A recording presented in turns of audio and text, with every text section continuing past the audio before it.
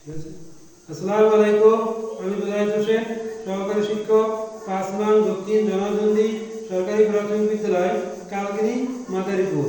আজ আমি শ্রেণীকক্ষে শিক্ষার্থীদের মাঝে বিরাম চিহ্নের ব্যবহার নিয়ে আলোচনা করব।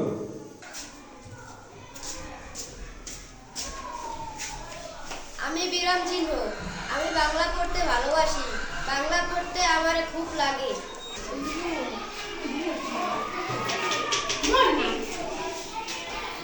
আমি কমা শব্দের মাঝে বসি। আমি আমার সময় 1 সেকেন্ড।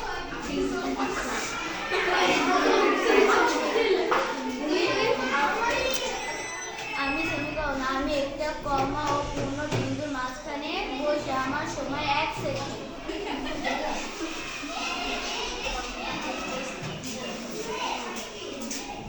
আমি দাঁড়ি বাক্যের শেষে আমি বসি। আমার সময় 1 সেকেন্ড।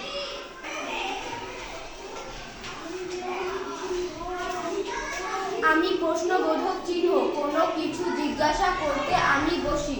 আমার সময় 1 সেকেন্ড।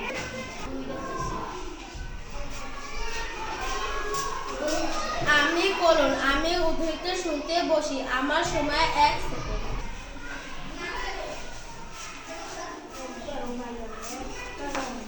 আমি বিষয় সূচক চিহ্ন আবেগ প্রকাশ করতে বসি। আমার সময় 1 সেকেন্ড।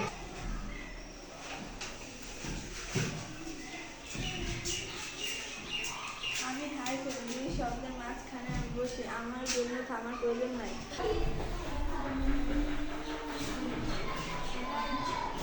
তোমাদের সবাইকে আজকের পাঠে ধন্যবাদ। আবার দেখা হবে।